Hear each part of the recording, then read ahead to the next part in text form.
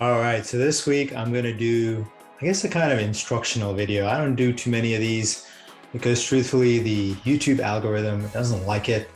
And a lot of people don't like it because I'm about to debunk a number of beliefs and things that people have. So I'll just get right into it. So many people have some pretty weird, bizarre notions about investing, speculating, trading, whatever you want to call it. And the thing about this is that this is repeated by a lot of people who are often on the internet claiming these things, and they can affect you. And as a result of believing in this, because you've never heard otherwise, it can cause you to do the wrong thing at the wrong time in the wrong way. And then you end up missing out and losing out. So um, when you hear this kind of stuff that I'm about to tell you about, when you see it, just understand this is kind of like bizarro world stuff. It's just that nobody that's actually done investing for a living, trading for a living, speculating for a living, would ever agree with this, write this, believe this, put it out there because it's untrue. And before I say that, which is I want to make sure that you understand that this channel, I represent a number of investment newsletter subscriptions. I mean, this is intended for people who have a long-term time frame. Um, for our stock services, it's minimum 1 to 3 years. So minimum is underlined in there. We're buy and hold, we endure through volatility.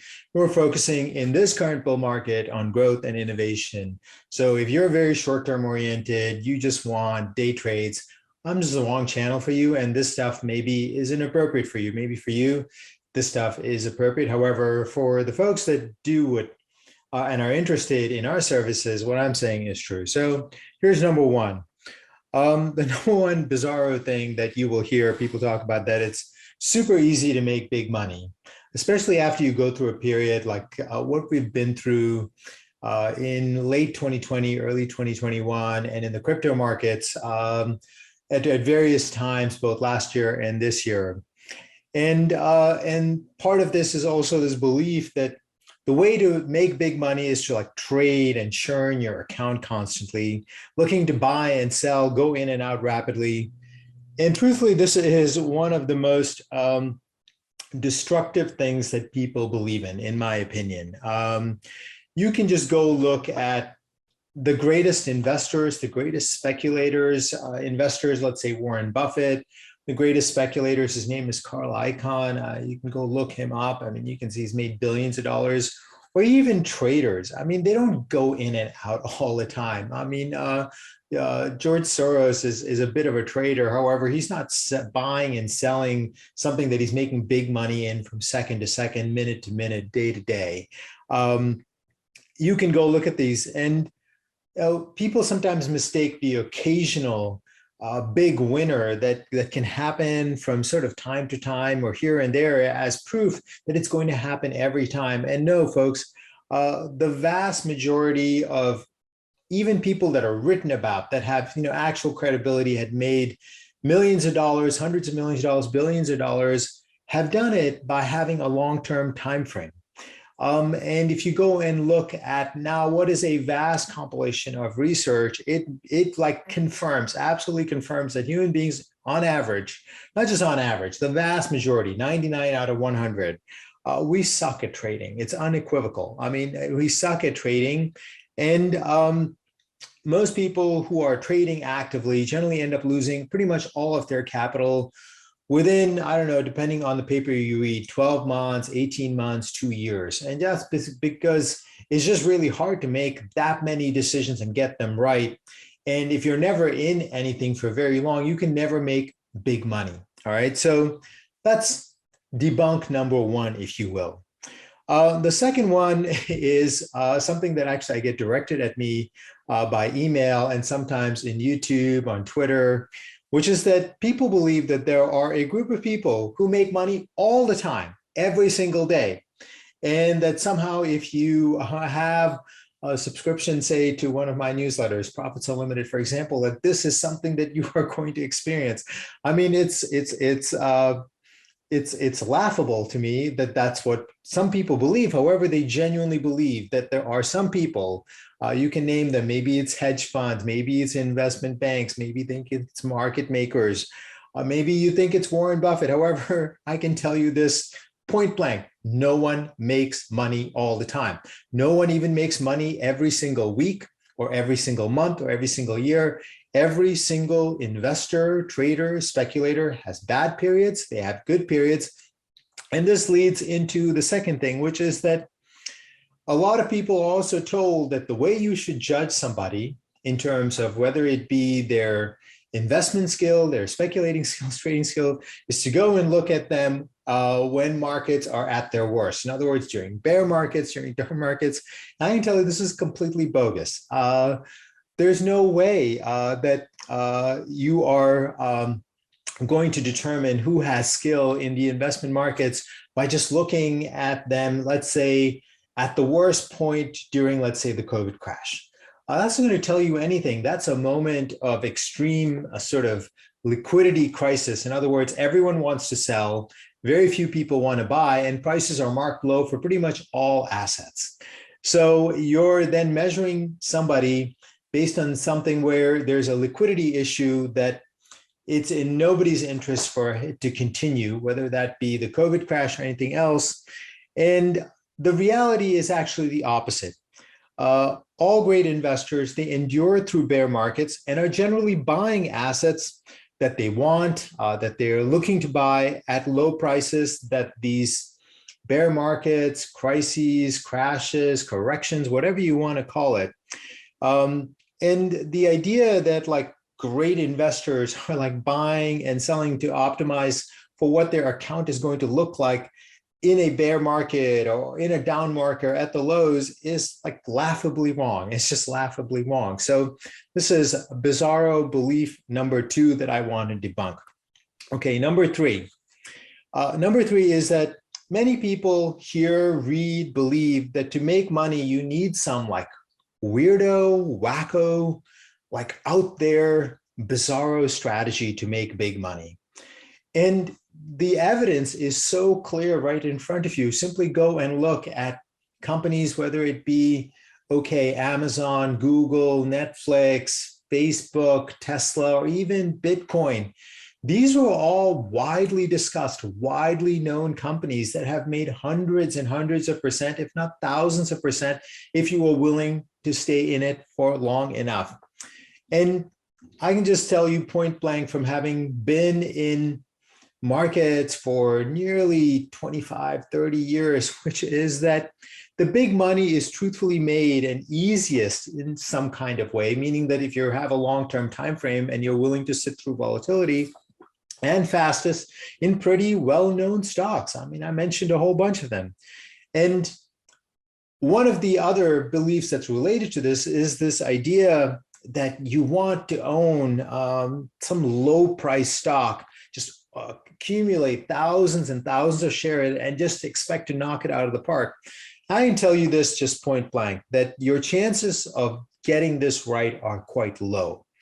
And you are much more likely to get a great return from owning higher quality stocks that have higher price shares. I personally own Netflix sort of in the like under $20 and into the 20s. I own Google when it came IPO at 85. It's unusual actually to find a high quality, low price stock that's going to give you a high likelihood, high confidence of actually making a lot of money.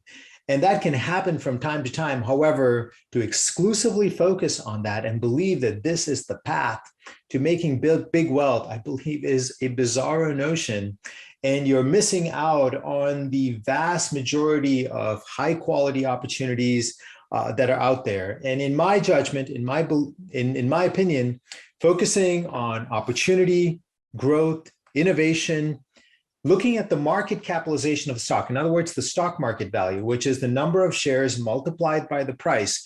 If you can find a company that has a low market capitalization, that is growing quickly, that has massive opportunity in front of it, has innovation that really differentiates it, this is the company to own. This is the company to own, irrespective of what its stock price is. Tesla has never been a under $5 stock, has never been a $10 stock. However, it did have massive growth, had massive opportunity in front of it, still has massive opportunity in front of it, and was very laser focused on innovation. So I would tell you that that should really be your focus rather than looking at some wacko, weird strategy or just this focus on looking at generally low priced, however, low quality, and often companies that you put yourself really at risk of buying into fraudulent companies, companies where they're really just looking to goose the price up. And then you get caught in those things. Again, an unpopular opinion. I'll probably get trolled for this, that but nonetheless, this is actually my experience through life. The fourth one that I'll say is one that actually I get a lot, which is that people believe that news is what makes stocks rise or fall in a permanent way. And I can tell you that people write me all the time and say, Paul, XYZ news is coming out and it's going to make the stock or this crypto soar. There's a couple of problems here, which is that if you know that news, so does everybody else. And certainly Wall Street is also really aware of all of this news because they've got analysts that are, scouting out the company, the sector, the industry. They know all of it. And if it was so clear, they would have piled in ahead of it themselves to anticipate this news. In all likelihood, they are sellers into that news, not buyers into that news. And remember, what causes gains is a demand and supply imbalance where there is a crush of demand, long-term demand, where people are willing to buy sustainably for a long period of time. News, in my experience, is something that generates sort of temporary gains, sort of temporary volatility, and inevitably fades. So buying for news is one of these things that many people will write about because, of course, it generates good content to read about. However, investing like that is actually very punitive because often, like I said, you'll find that people are actually sellers into that news because if you know it, everybody else knows it as well. And so it causes this thing that's sort of talked about, which is called buy on the rumor, sell on the news. In other words, people anticipate the news and they sell into it. All right. The fifth one is a very powerful one that I get trolled on all the time, which is that many people believe that the object of their investing, speculating, trading should be to control volatility, and this is what they should spend their time on. In fact, there is a vast market machinery that is dedicated, truthfully, in our business, in the newsletter sphere, to trailing stops. There's other kinds of volatility control that people spend all of their time on. And the most critical thing, in other words, that they're telling you when they focus on this, in other words, sell when prices are falling the most. And I suppose for those of you who are day traders, and we are, I can say, hey, unapologetically, we are not for day traders. We're not for the short term. We are long-term, buy and hold, endure through volatility. So I suppose, for those people, controlling volatility is absolutely critical, but we're not for them, and this is not for you. However, research shows that oftentimes the biggest up days actually follow the biggest down days. And many people will have experiences. Right after you sell, you'll see that particular stock or the market just continue to go up. And by focusing on volatility, you miss something that I think that is really, really critical, which is that it's kind of obvious that after a bear market ends, a bull market begins. And by having this volatility mindset, and by focusing on volatility, you miss out on obviously the big up days, and then you miss out on bull markets that generate massive money by having a mindset of negativity, which is the opposite of BOP, which is to be bearish, to be pessimistic, and to be negative. And then you really end up missing out on the true opportunity to make big money, which is always made in a bull market.